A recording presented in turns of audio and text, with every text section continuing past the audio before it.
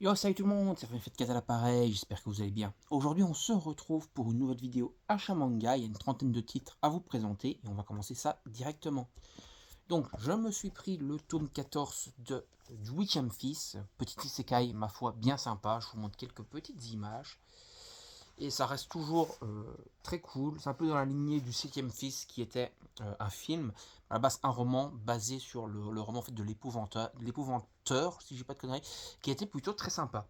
Et donc là c'est un peu le même délire, mais dans un monde isekai avec de très beaux dessins, de la magie, etc. Vraiment cool, je vous conseille. On est déjà au tome 14 chez Delcourt Tonkam et je crois que la série n'est pas finie au Japon. Je crois qu'ils sont déjà au tome 20 ou un truc comme ça.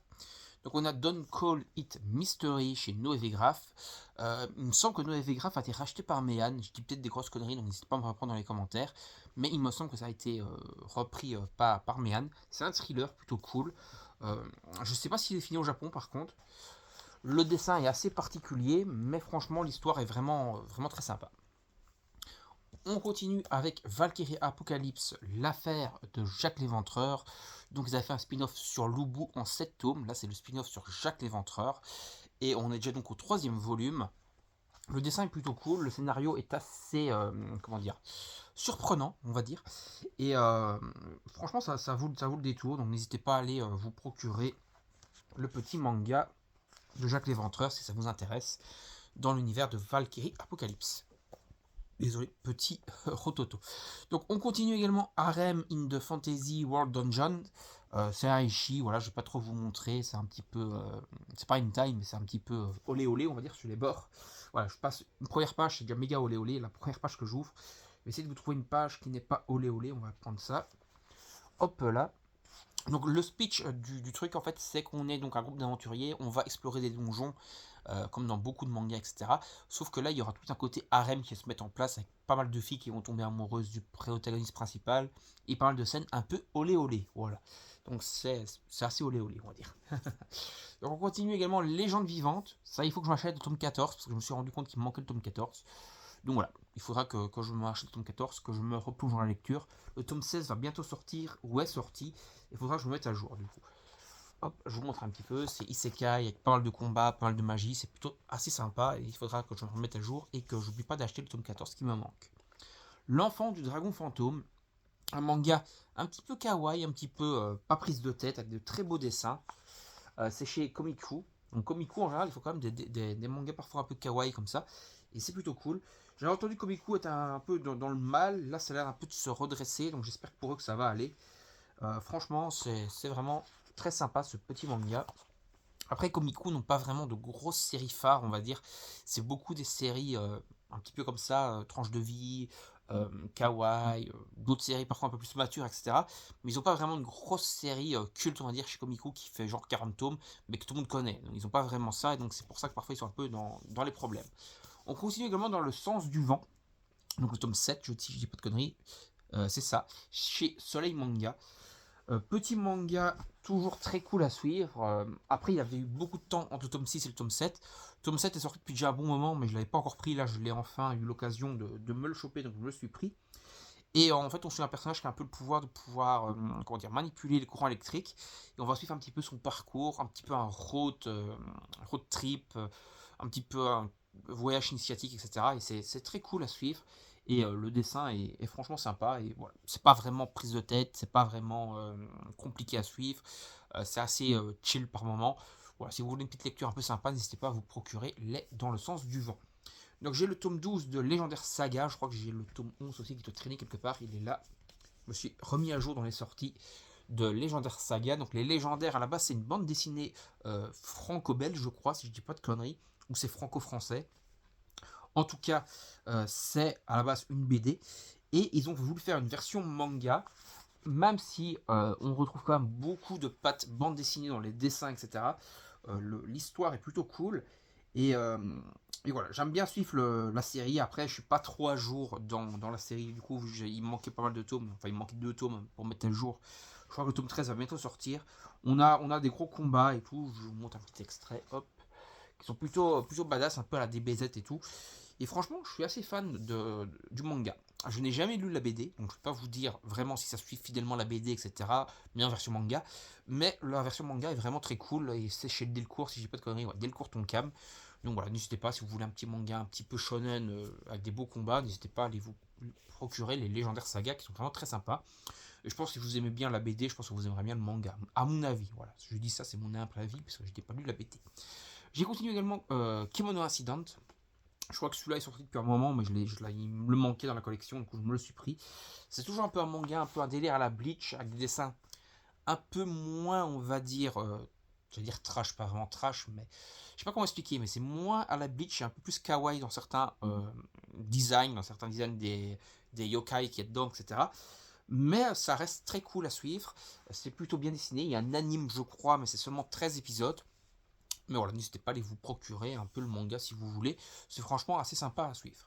The Land of Ledal, je prends ça super mal. In the Land of Ledal, avec mon accent beautiful anglais.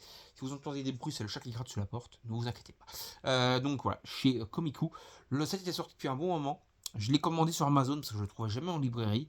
Et donc j'avais voulu me mettre un peu à jour dans la série. Du coup, je me le suis pris. C'est chez Doki Doki. Je crois que j'ai dit une connerie. Je crois que j'ai dit un autre maison d'édition il y a 2 secondes.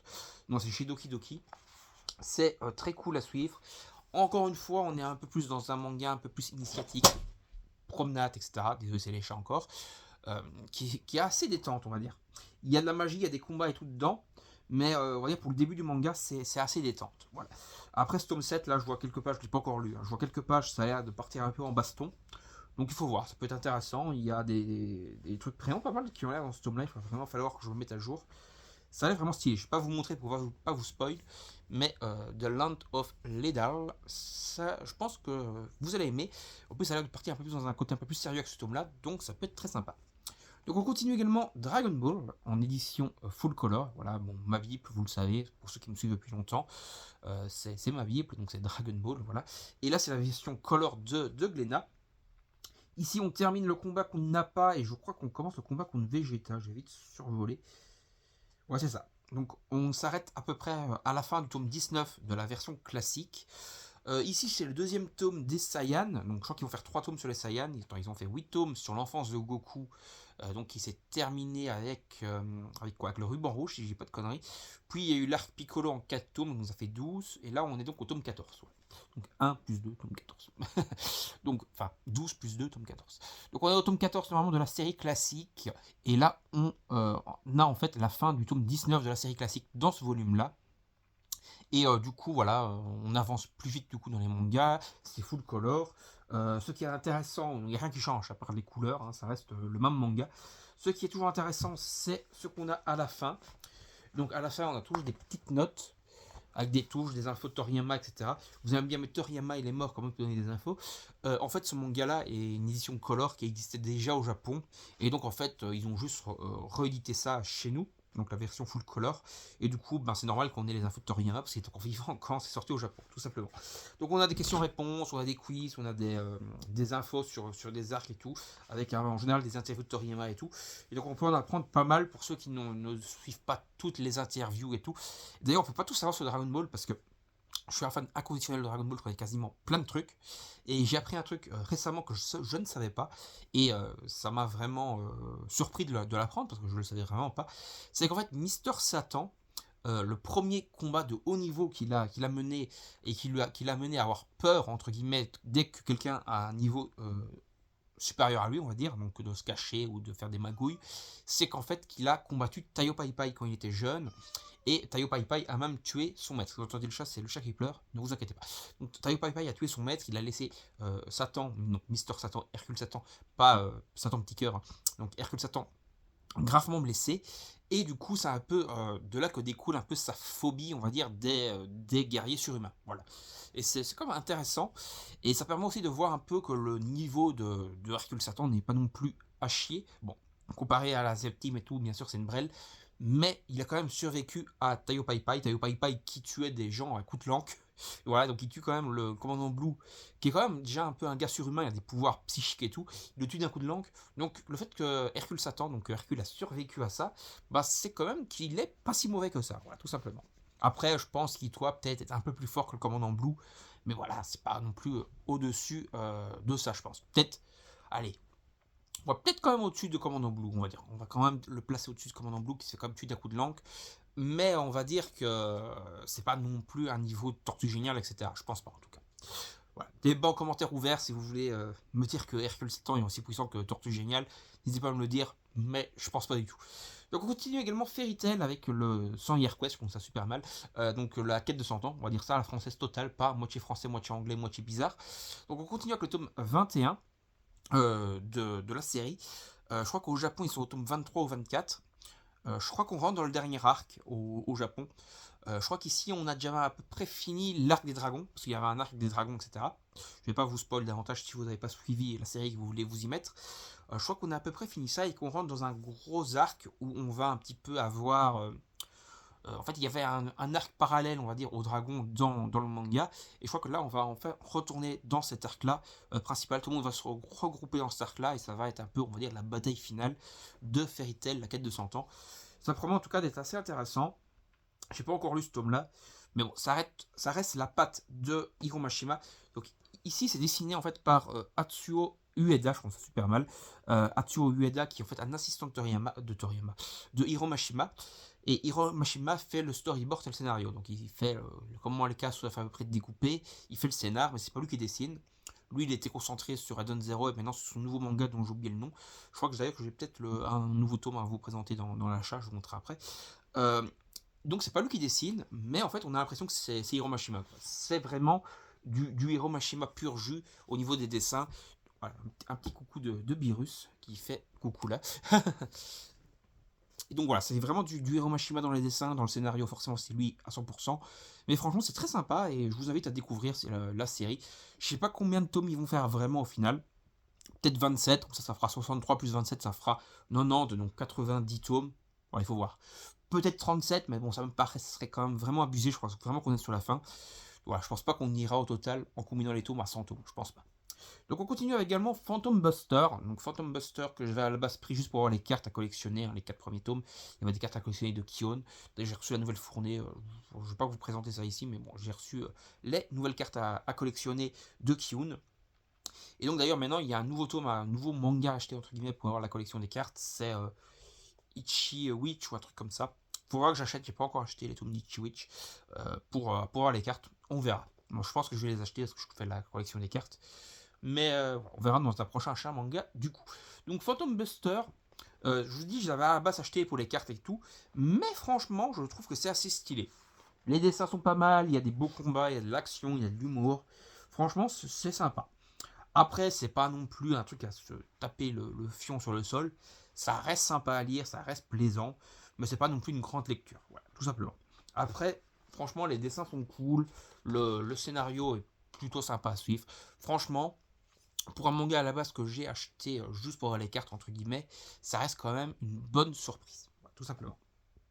Donc on continue également de Rising of the Shield Hero.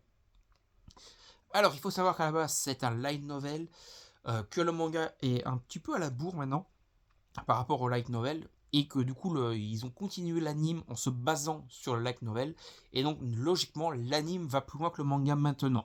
Donc n'hésitez pas à aller vous procurer. Si vous avez lu le manga, on va dire jusqu'au tome 21-22, c'est à peu près je crois les 3 premières saisons de l'anime ou les 2 premières saisons de l'anime.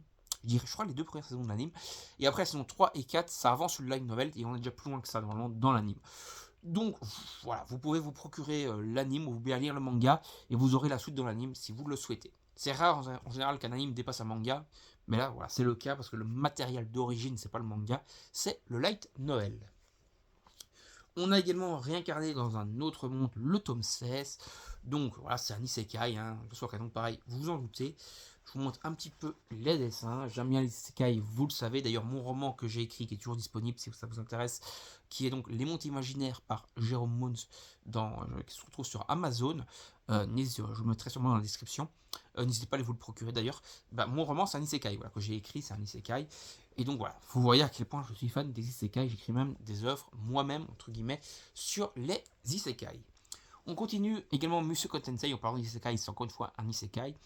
Là, c'est un isekai, on va dire, plus réincarnation. Donc le personnage principal, c'était un chômeur de je sais pas, 34 ans, 33 ans, mon âge, on va dire, 33 ans, et qui avait un peu raté sa vie. Et il se retrouve réincarné dans un bébé, et puis il va vivre toutes ses aventures dans le monde dans lequel il s'est réincarné, un monde plein de magie, etc. Là, on a bien avancé dedans maintenant, hein, le petit bébé est devenu grand, maintenant je crois qu'il a 15-16 ans dans le tome 23.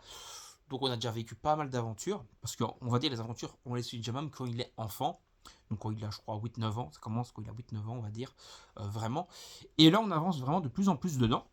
On est sorti d'un arc qui était un peu casse-pied, qui était un peu long, c'était dans une académie, il y avait beaucoup de blabla et tout, c'était un peu chiant. Là on commence à rentrer un peu dans du nouveau bien sérieux, des beaux combats, des beaux dessins. Donc c'est plutôt cool, toujours plaisant à suivre. Encore une fois, c'est un light novel. Le light novel est pas mal avancé. Je sais pas du coup jusqu'où va aller le manga, quoi.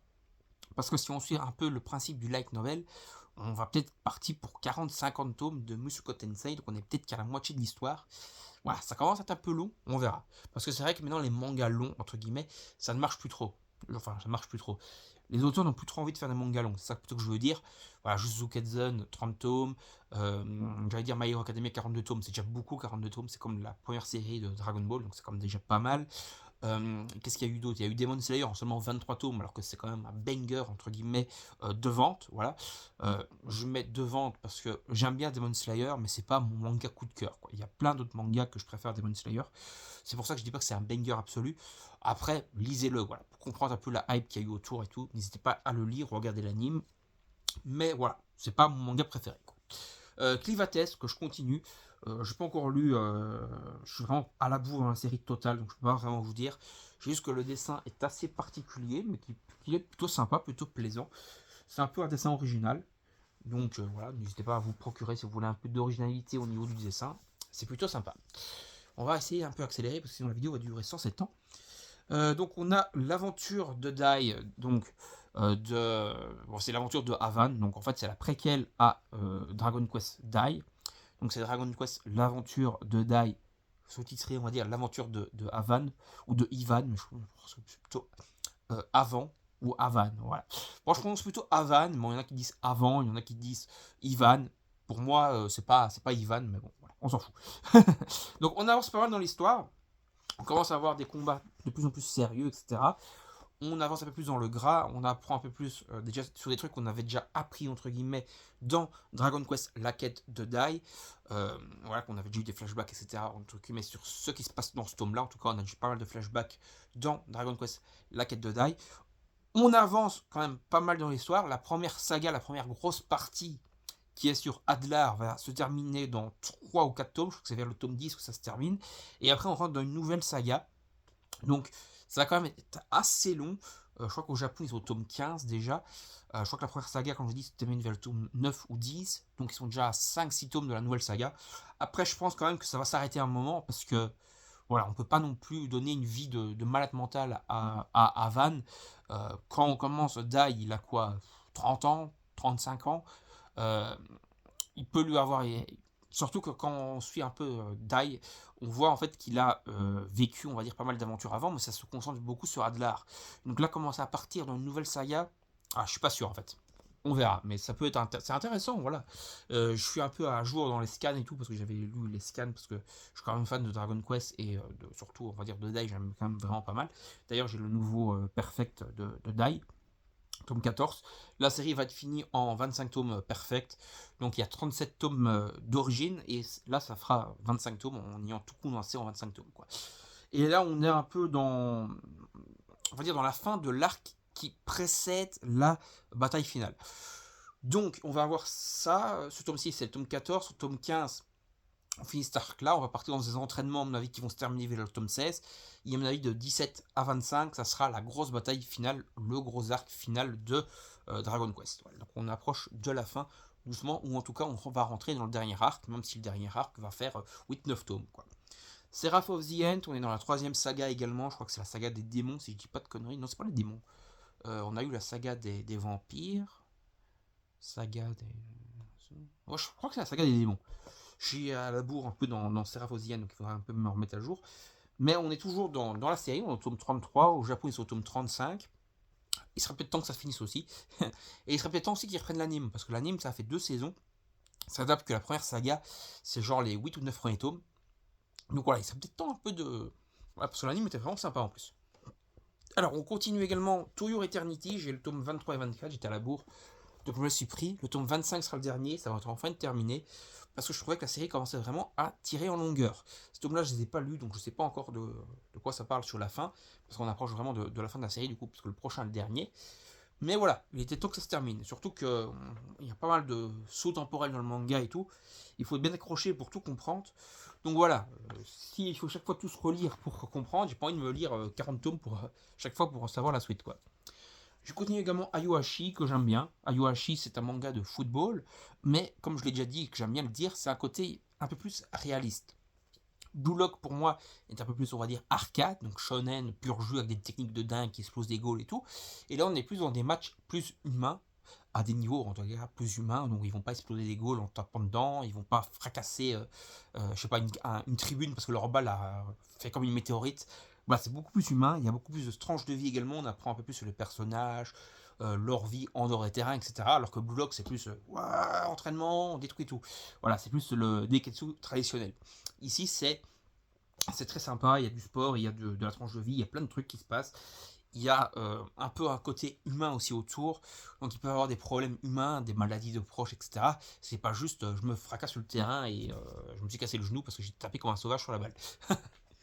Donc on a de Fortnite Apocalypse, donc la suite de Seraph of the End, n'importe quoi, la suite de Seven Deadly Sins, prononce ça super mal, Seven Deadly Sins, donc les 7 péchés capitaux, voilà, c'est plus simple.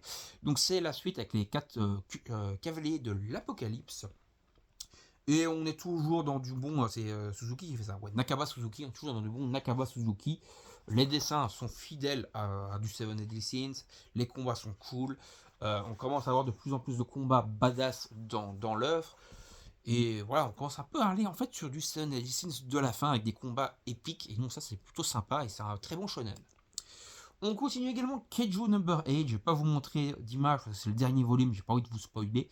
Et oui, Keiju Number 8 c'est fini en 16 tomes. Donc voilà, quand même pas mal de hype autour du manga. Pourtant, l'auteur n'a fait que 16 tomes. Après, il faut savoir que l'auteur ne projetait que de faire que 5 tomes. Et vu devant le succès, il a étoffé son histoire et il a fait 16 tomes.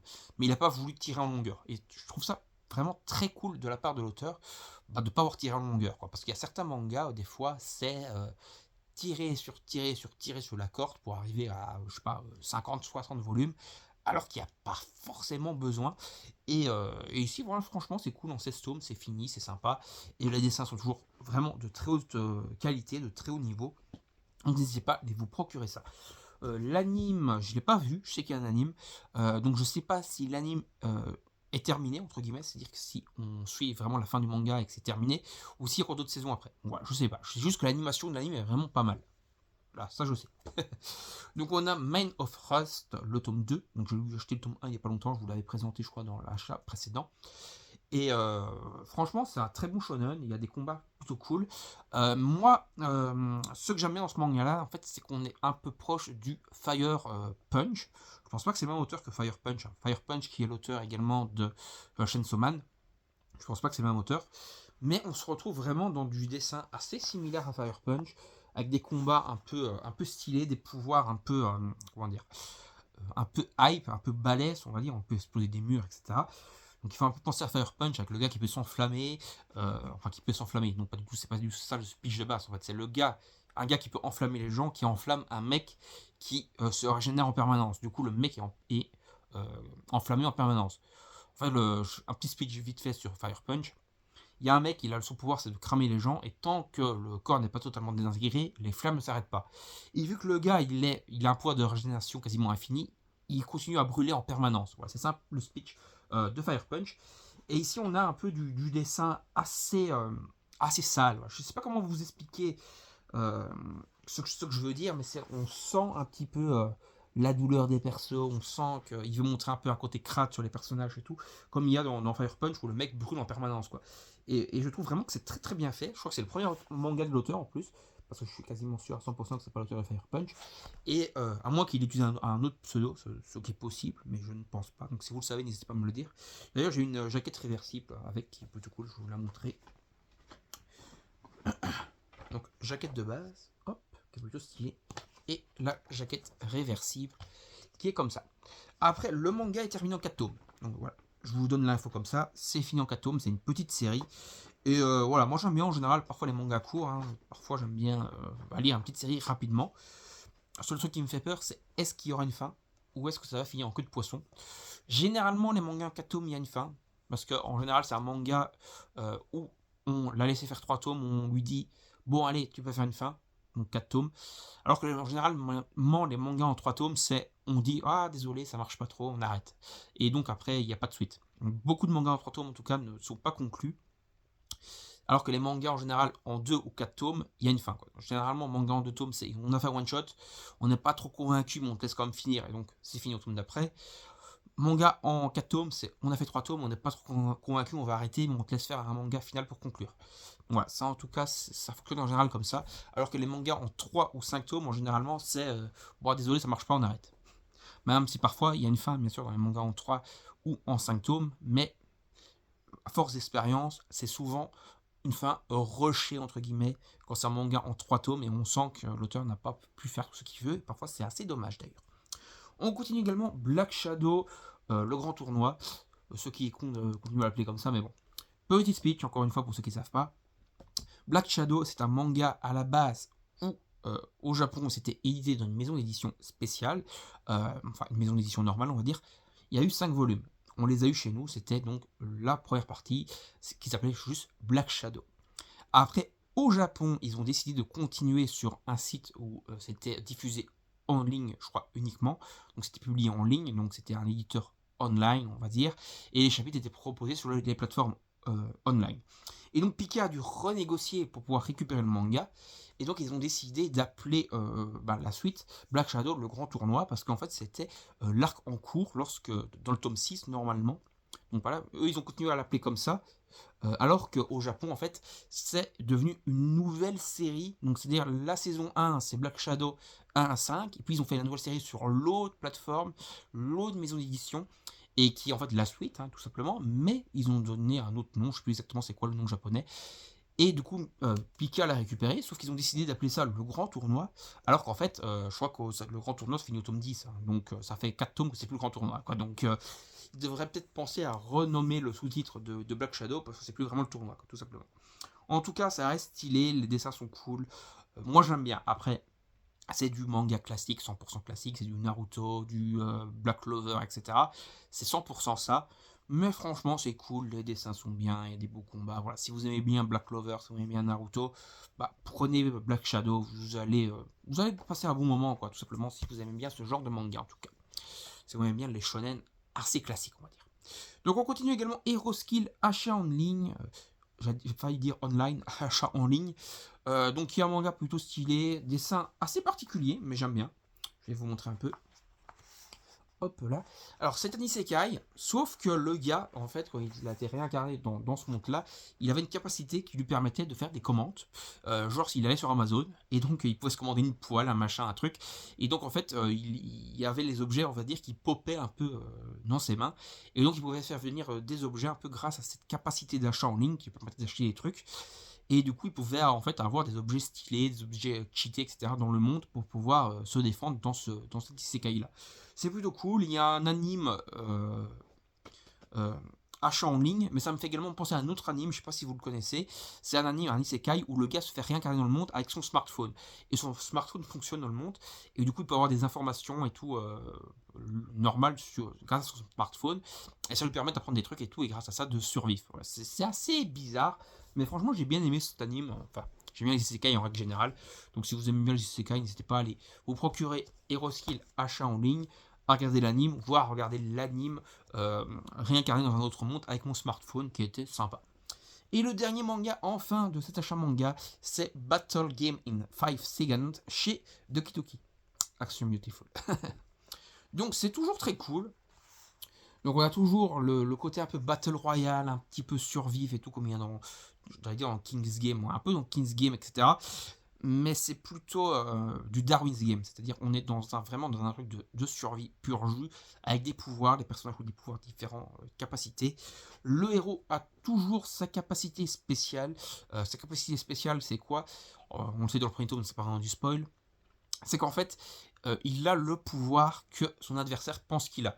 Donc si par exemple son adversaire pense qu'il peut tirer des missiles avec sa main, il va tirer des missiles avec sa main. Si son adversaire pense qu'il peut transformer son bras en canon, il va transformer son bras en canon. Si son adversaire pense qu'il peut lire dans les pensées, il va pouvoir lire dans les pensées, etc. Et donc en fait le personnage qui a ce pouvoir-là, il va un peu se lier d'amitié avec d'autres personnages, etc. pour essayer un peu de survivre dans ce monde-là et essayer de faire un peu de faire des magouilles. Ce que j'aime bien en tout cas dans Battle in 5 secondes, c'est que le héros est quelqu'un de très réfléchi, qui va faire beaucoup de stratégie, qui va penser ses coups 15 fois à l'avance, et qui va essayer parfois un peu de manipuler son adversaire pour que son adversaire pense à un certain pouvoir ou à une certaine chose, et du coup il va récupérer ce pouvoir grâce à ça, grâce à la manipulation, grâce au dialogue, etc. Et pouvoir se débarrasser de son adversaire et survivre. C'est très cool. Après, ça commence à être un peu longuet, on est déjà au tome 26. Voilà, je sais pas si ça va faire, je regarde parce qu'ils sont là-bas les Darwin's Games, je sais pas si ça va faire comme Darwin's Games 30 tomes, ou si on va aller au-delà. Après, je pense qu'il serait peut-être temps de s'arrêter, voilà. Les séries à rallonge, vous connaissez mon avis dessus. Même s'il y a de très bonnes séries à rallonge, mais parfois il faut savoir s'arrêter à temps pour ne pas tourner autour du pot. Je vise par exemple... comment il s'appelait ce manga encore maintenant? Je l'ai revendu, donc je ne sais plus le nom exactement. Bon, c'était un manga avec un yakuza, avec un père qui tue un yakuza pour protéger sa fille, et après il y a toute une enquête, il va cacher le cadavre et tout ça. Je sais plus comment ça s'appelle ce truc. Je sais plus comment ça s'appelle, mais le truc en fait, c'est une histoire, voilà, il cache un cadavre et tout, il y a une enquête, un thriller et tout, mais on est déjà au tome 25 ou 26 de ça. Alors que ça aurait pu se terminer en 5-6 tomes, quoi. Ça aurait été très bien de se terminer en 5-6 tomes sur un manga comme ça d'enquête, où tu tues quelqu'un, tu le caches et tu essayes de survivre, un peu voilà, de magouiller pour pas qu'on reconnaisse que c'est toi, qu'on trouve le cadavre et tout. Voilà, 5-6 tomes, ça peut être voilà, plier, mais partir dans des 26, 27, je crois même qu'il sera 30 tomes au Japon. C'est vraiment trop tiré en longueur. D'ailleurs, je pense que, en tout cas en Europe, en France, je reviens plus sur le nom du manga, mais je pense que ce manga, si vous l'avez, dites-moi en commentaire, je pense que ce manga commence vraiment à niveau vente, et c'est normal, quoi. Voilà, ça commence vraiment à tirer en longueur sur un truc qui aurait pu être fini depuis bien longtemps, quoi. Allez, on va s'arrêter là. N'hésitez pas à donner votre avis en commentaire, à liker, partager la vidéo sur les réseaux sociaux, à vous abonner si ce n'est pas déjà fait. N'oubliez pas, il y a mon roman, si vous voulez vous le procurer, il est en description de la vidéo. Et moi, je vous dis salut tout le monde, à la prochaine. Bye bye.